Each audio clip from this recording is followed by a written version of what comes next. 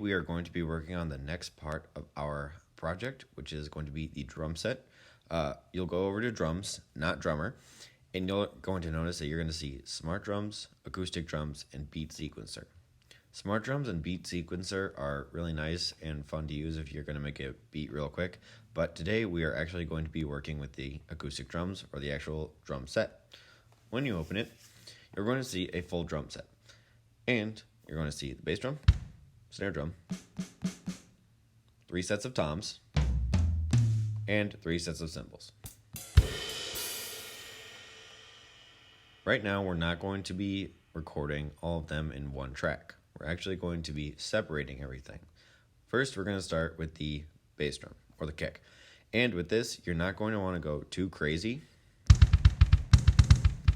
Most songs you're going to hear, it's going to be actually a pretty simple line, just or.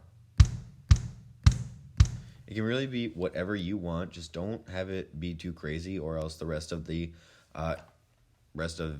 beat won't be able to have anything to follow on. Now, let's start by recording something nice and simple.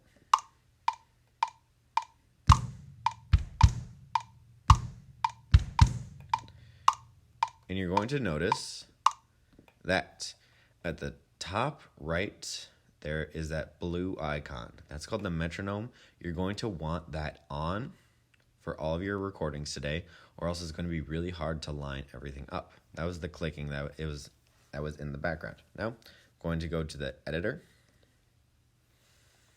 I'm going to listen to it one time.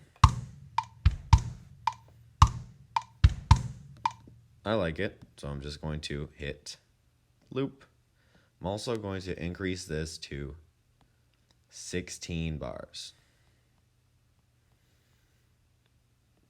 Most of our projects are going to be at 16 bars, so make sure you set that up early. Now, here's the part that's going to be a little bit different. I'm not going to jump back in and start recording again. What I'm actually going to do is hit that square button to get back into instruments and go back into acoustic drums. The reason we're doing it this way is if there's a part of your project that doesn't quite line up and you've recorded it all at the same instrument, you're going to have to delete the entire thing instead of just part by part. It's also a fun part. At the top middle, you're going to see something called SoCal. That's a style of drum. I kind of like the bass for that, but I want to change it up for the snare. Let's go to a Roots kit.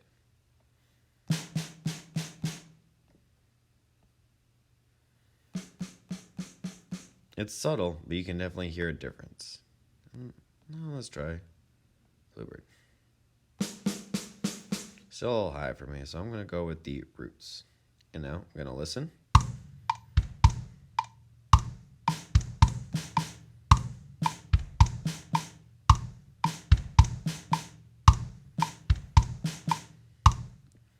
I like that sound, so I'm going to go with something that complements the bass drum. I'm not just going to go and try and go as fast as possible, because that's not something you can really follow. So let's try something that kind of goes along with it, that doesn't cover it up.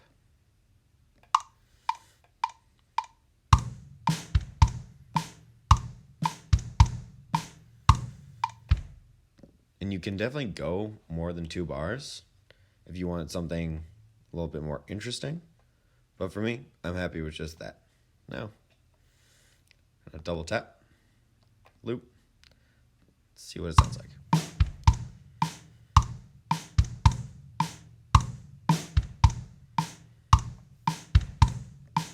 There we go. Again, I'm going to open up instruments, then go to acoustic drums. I'm going to switch mine to Roots, and now we're going to move on to the tom section. Those are the 2 drums up top and the 1 drum to the right. These drums are more for fill than anything else. You don't need to use all 3. You could really use just 1.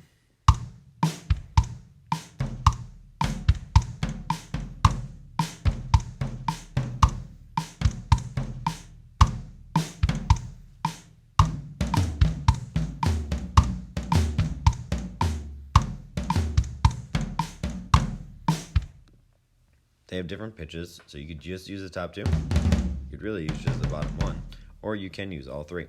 Whatever is going to kind of fit your style. But again, you don't want just to keep filling it up, just... or else it's going to be a bit much. So, let's try...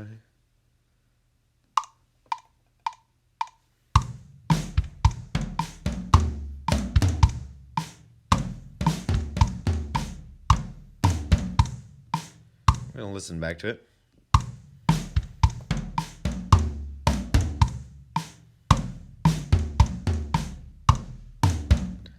I like it, but I think it's a little bit too loud. So what I'm going to do, loop it. And now, if I just swipe over, I get all these different aspects. So I know the first one, snare, not snare, bass, snare, and then toms. I'm just going to turn the toms down.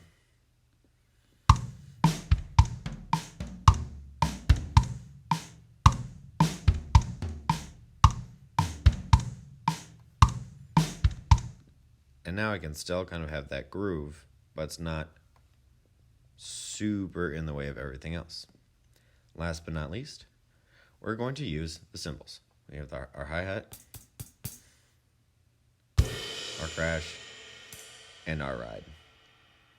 So with the hi-hat, that's the one that you're going to hear a lot of times. And where you hit the cymbal is going to make a different sound.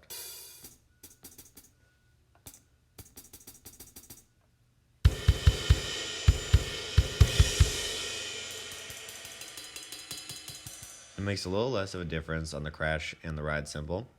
And you can use all of them, but what I recommend for the crash and the ride is to use them a bit sparingly, kind of for extra little parts. So let's listen to what we have.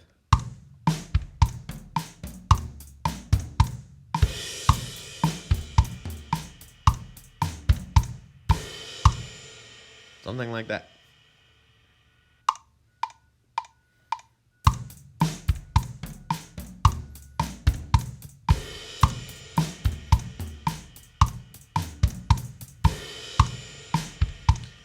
And you're going to notice I didn't use the ride cymbal just because I didn't think it was super important for mine.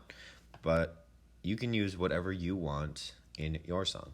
As you can see now, I have all 4 parts. And if there are any I didn't like, I could delete, I could redo. I would just double tap into it. So let's say I want to redo the snare. I would just double tap the instrument. And I'm back in. This will override anything I've already done, or I could delete that line by double tapping the green track. I could just hit delete, but then I could still go back into that drum set. So today you're just going to be working on kind of a first draft of your drum parts, making sure you understand everything that you're kind of doing. And then by next time, we're going to work on a more polished, finished draft. All right?